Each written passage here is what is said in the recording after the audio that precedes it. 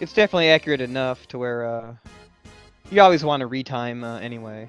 Right. It looks like they're underway. They are rolling. Looks like Horsedad's opting to grab the 1-1 shroom, and the call is as well, which I think is a good strategy in a race, unless you're planning on going for the difficult pipe jumps in 1-2. But if you're going to be slowing down anyway, it's probably a good idea to just go ahead and grab that mushroom. Yeah, with 1-1, they getting the power up. It doesn't give me any indication these players will be going small fire. I don't think we expected it in this race. Both players look to be going with big fire Mario strats. Yeah, we'll see what they choose to do in This will tell us 1-2 here. Yeah. Yep. 1 and 2, both players going for big fire. Yep. If you can get that power-up block to kind of stop your momentum, you can get a 3 when you enter the pipe at the end, but it's pretty difficult to do. Ooh, and Horsedad takes an unfortunate early hit. And foregoes the mushroom at the end of 1-2. They both finish at the same time, however, the call has... he's all fired up! So yeah, that'll give him a little bit of an advantage. Yeah, we're going to be seeing Horsedad most likely stop here for power-ups in 1-3. Yep, we'll see how much he's practiced this 1-3 mushroom grab. He didn't do the turnaround jump, which is a little bit safer, but didn't seem to impede him from grabbing the mushroom. He's gonna have to look out for this 6 and gets the 5. And he's right behind the call. I hope I'm saying that name right. I keep thinking it's Colonel because Colonel, but I don't know. I think the same thing. And I called him the Colonel the first time and went, God, that can't be right. Yeah, I know where you're coming from with that. Yeah, you know what? The best thing would have done probably just to be to ask. But yeah, you know. A nice 261 from the call and a 258 from Horsedad, which is a nice time considering he grabbed the fire flower in that. Yeah, we have about a little less, maybe about a quarter of a level lead here for the call as we go into 2-1 for both players. Hey, this level's got some awkward platforming, so there's a lot of opportunity to kind of brush up against something, and there's that spring at the end of this level, which can give you some problems no matter how many times you've done it. Yeah, both players opting for the top route, clean elevator jump for both of them. Both get 345 on the timer as we go into 2-2. Very nice.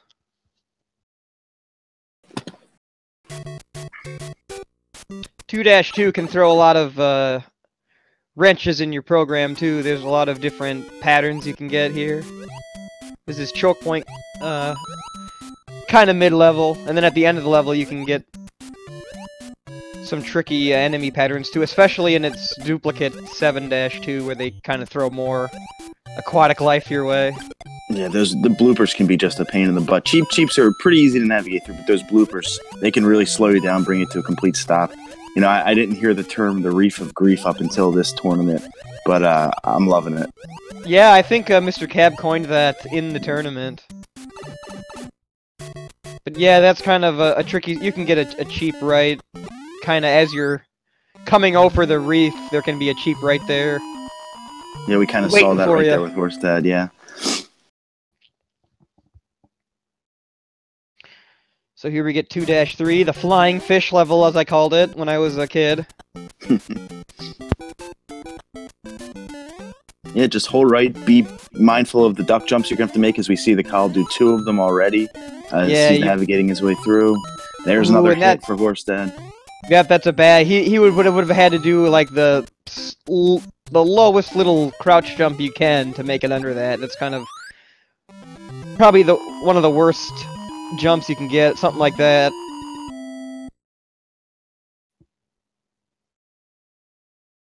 Oh, and gets the 7, which is nice. It's always scary there. You're afraid you might get the 6. So here comes an elevator jump for the call.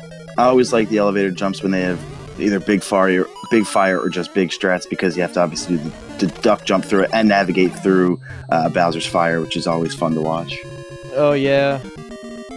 Here we go with Horsedad about to attempt it as well. And he's through it too. Both got good fire pattern there. Yep. Just blasting Bowser.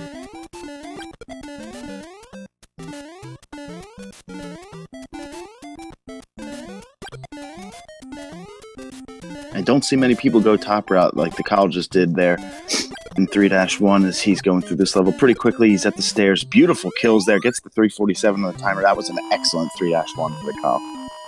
Yep. Horsedad going up top as well. I actually go up top myself.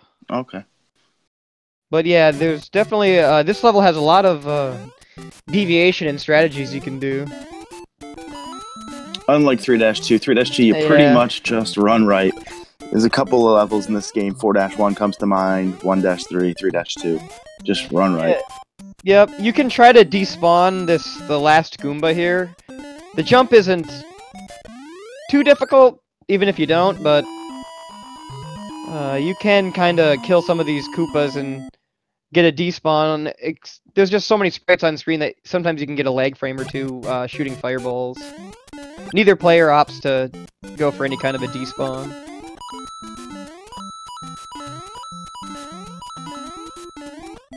And the Call really hanging on to this lead he's gotten in 1-2. He's not really making any mistakes to allow Horsedad to catch up. Horsedad makes a very minor mistake, but it's going to widen the gap a tiny bit more.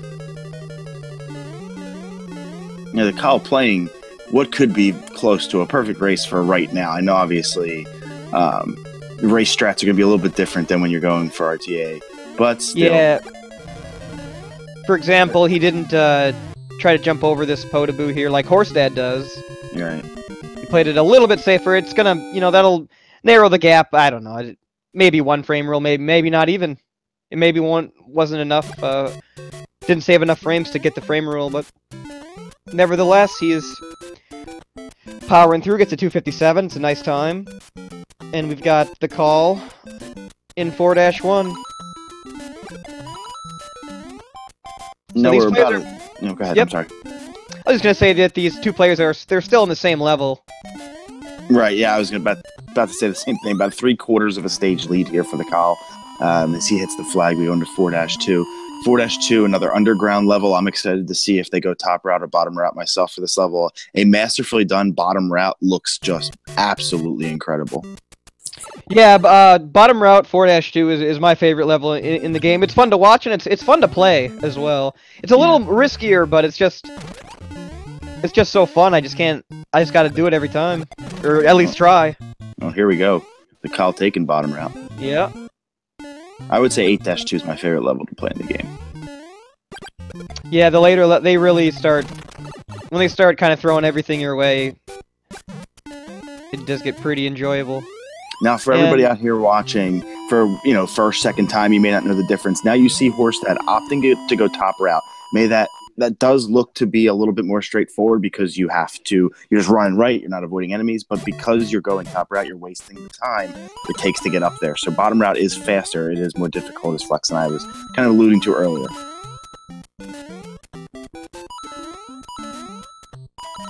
You can actually play both routes and get the same time. Right, you just have to be really quick going up to the top route. Yeah, and you have to be really careful not to bonk on your way back down. You have to do kind of a sliding crouch, and if you try to do it too early, you can waste too many frames. And if you do it too late, you can miss it entirely. So the top route isn't, it's got its own challenges. And a nice, I don't even know what you want to call that part of the maze, the back and forth part. Zigzag. Yeah. And he gets a backwards jumping Bowser. Forward jumping Bowser can be a little tricky. You really have to watch for it and react immediately if you see him jumping forward. And Horsedad zigs and he zags as well. We'll see if what kind of Bowser he gets. He gets the forwards. Oh, and he's pinned between the... That's why you want to slide. You want to immediately identify that he's jumping forward and go under him, or you're going to be in that position where you're between a Bowser and a Fireball. I hate to say it, but that's like Twitch reflexes there. You have to make a split decision in order to slide under Bowser, go for the kill backwards on him, or, you know, especially when you get that bad pattern with the fire bar, everything in your way. The World 4 Bowser's the first hard Bowser, I would say, of the game. As we move into the 5, you got 5-2 for the Kyle, 5-1 for Horsedad. This is where the game really intensifies its difficulty, but it kind of starts with that Castle 4 Bowser with the Potable and Fireball. Yeah, 5-2 has kind of an infamous cannon in the beginning that can shoot you if you're just trying to jump, and Horsedad makes it past it without it shooting. I don't believe it shot at the Call either. But, you know, I've definitely lost runs to that, just getting shot by that cannon. Horsedad with a beautiful 5-2 so far. He's going to regain his power-ups. I don't think the Call has taken any damage yet, which is I think, why he's so far ahead at this point. Yeah, there's just a little bit of a slowdown there, but that was more for safety. And then you'll notice him stop at the bottom of the flagpole there. That was to avoid a 6 on the timer. He got a 5 on the timer, because if you get 6 on the timer, for those who don't know, you get 6 fireworks. 3 on the timer is 3 fireworks. 1 on the timer is 1 firework, which is why Flex and I are often mentioning the time that they end with, not only for speed, but for fireworks. Yeah, certain levels, when you do them optimally, they'll give you a time that gives you a fire. Ooh! You stopped me mid-sentence there, that beautiful 5-4 by the Call, just soaring underneath the Potaboos with extreme precision. And Horsedad going for the Royale Good Bar strat. If you wanna wait till you get a 292 on the time and then start moving, and the bars will always be good for you. Oh, and Horsedad goes for the same thing but gets a Loadaboo and gets hit. He's gonna take advantage of his iframes and just run right past the Bowser. So he finishes World 5 as well, but unfortunately loses fire again. So now we have a stage lead as you see Kyle hits the flagpole while Horsedad's just starting 6-1. So we have a full stage lead now as we head into 6-2 for the Kyle. And 6-2 is one of the levels where if you complete it optimally, you'll get a 3. So you'll probably see if the Call does this level optimally, he'll have to do some kind of a slowdown at the end to avoid the 3 fireworks. It's faster to wait for 1 second to click off the time than it is to get those 3 fireworks. Looks like he's brushed on a couple things. That might be intentional since he knows he's got to do something to slow down. Either way, he's not going to have to do it here. He gets a 39, so it looks like taking more than the seconds you need off, but still probably faster than the fireworks he would have gotten.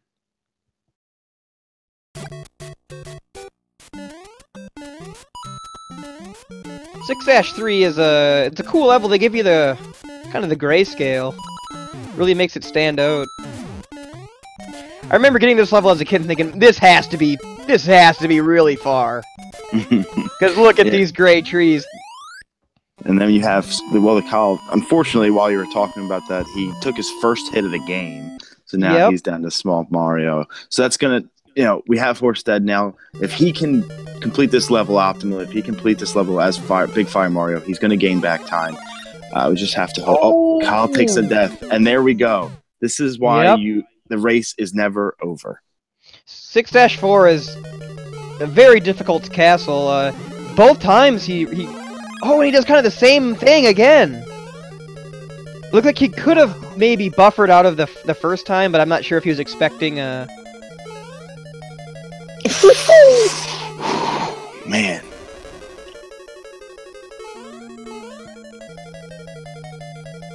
Alright, so we'll see how fast Horsedad can take care of this Bowser. Looks like he's got a... Oh, and that's going to get them nice and close. And with the fire power, Horsedad actually might be in the lead, although the Call is starting the level earlier. But he's gonna have to stop for this mushroom, and he might have to wait for some Hammer Bros as well, as he can't just shoot them out of the way or throw fireballs. I still imagine Mario spitting them out for some reason. This was already a good race, but now we got one. Now it's tense. Oh yeah, and a little hiccup by Horsedad. And the Kyle misses the first Fire Flower block. He had to go back, get it again. So now the Horsedad definitely takes definitely takes a nice chunk lead here. That's how fast this can flip on its head. That's right, especially in these later levels. And now we're going to 7-2. That is the it's basically it's the same map as 2-2, but it is far more densely populated, as you'll see. There's just bloops and cheeps all over.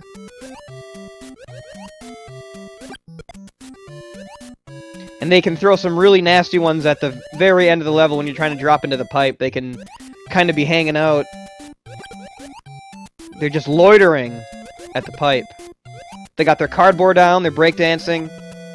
They're expecting they're just hanging out. Yeah, I hear you.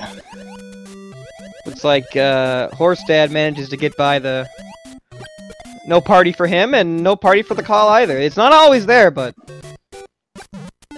they come around. Alright, 3:08. That's a very nice time for the call. I missed Horsedad. Sometimes it's hard to keep track of both these guys when they're just flying through the levels as fast as can be. And 7-3, this can be a scary level. You got... Ooh! You were just about to say it. Yep. Yeah, you got Koopas there, and the Cheeps can even hit the Koopas and turn them around, and all kinds of weird stuff. It's commentator's curse right there. You didn't even get to say it. That's how bad the commentator's curse was on that one.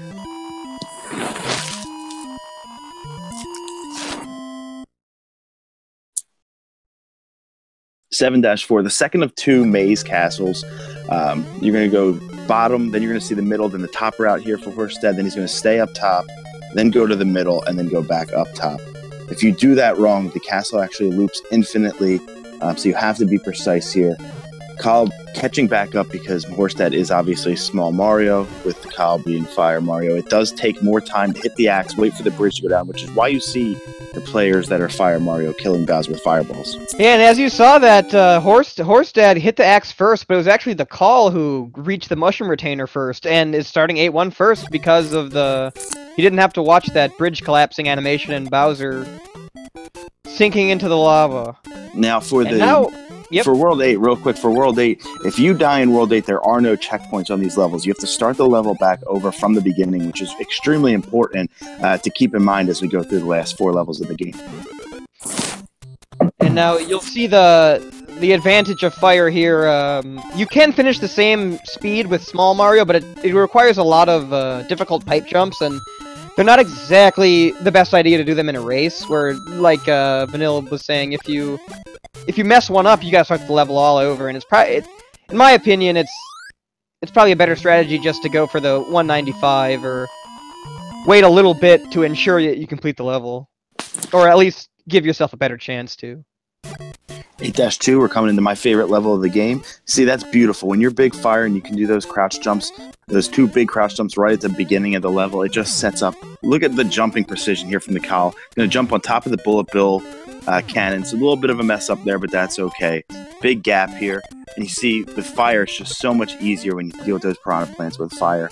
There's a nice level here in 8-2. Kills the Koopa, gets the flagpole. He's going to wait for the 5 and gets it. And then the Horsedad takes the death. Yeah, I think that section right there with the Bullet Bill launcher and those 3 Paracoopas, I think that's the most difficult like set piece in the game right there. I have the most trouble with that. I fear it the most. Those 3 dancing Koopas dancing around the Bullet Bill launcher. And the call starts 8-3 with fire, which means he doesn't really have to slow down. Let's see which slowdown strat he uses. Oh, he's just gonna drop down and just wait. I've noticed there's different strats. You can bonk on that kind of invisible coin block, or you can brush up on one of the blocks on the stairs. Yeah, I've noticed that too. Yep, it's one of those levels where if you play it optimally, you'll finish with the 3, so you need to do something to waste 1 in-game second. I've seen most people kind of bonk the stairs as opposed to that invisible block. That's more the traditional. Yeah, I've noticed the Japanese players bonk on the stair block, it seems like. Which I might start trying, because, yeah. It seems like a very viable strategy. Alright, turnaround room for the call. He's Let's see how he navigates. He's employing the crouch jump, crouch swim. And Horsedad also finishes up. He's going to start 8-4 as well. So here's a part where if something happens to the call and he falls in this pit or whatever, he's no longer in the lead. Oh, gets hit, but gets the axe, and the call finishes. Looks like he has an SRL time of 20:11. GG, the call. GG. Yeah, good game. Horsedad's right behind him. He's entering the turnaround room right now. He's fired up. Oh, he misses. He misses the wrong warp, but that's okay. I've done that. Not only have I done that, but I've also had a cheap fly up and hit me. Just to add insult to injury when I miss that. That fire bar is really hard to get by when you're big.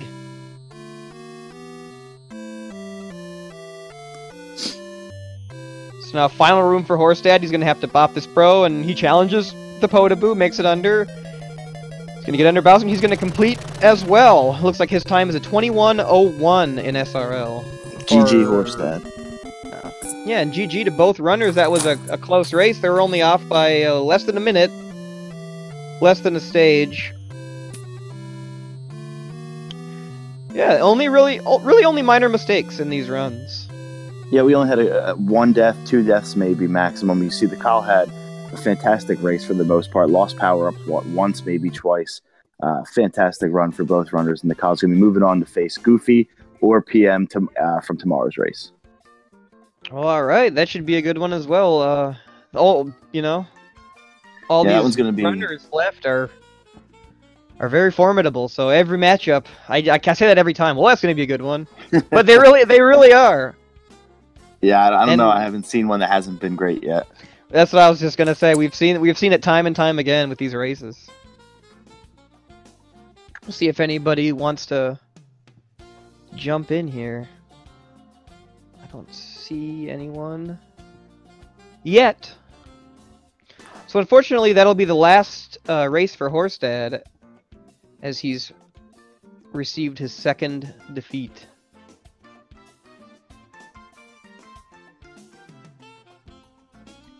A lot of GGs in chat for both players. Yeah, we'll see if either one of them wants to come in here to do an interview. If not, that's okay too.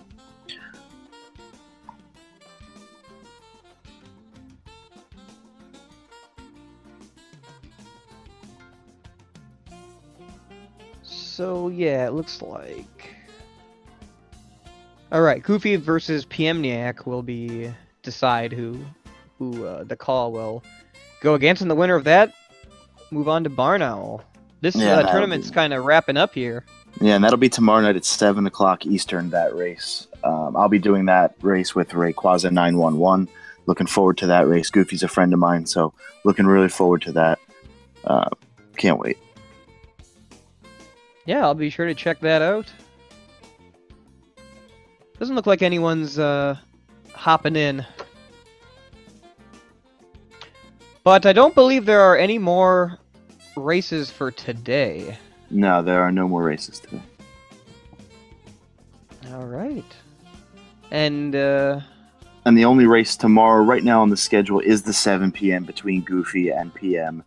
So we're looking forward to that. But that'll probably do it for us here until tomorrow night at 7 o'clock p.m. Eastern time. So hopefully you can join in for that. We'll obviously get you out the information for what channel to join us for that. But Flex, thank you so much for joining me today. I appreciate it. Yep. Yeah, no problem. It was fun calling with you. I'm Flex Retro with Vanilla Bear 35, and we will see you next time.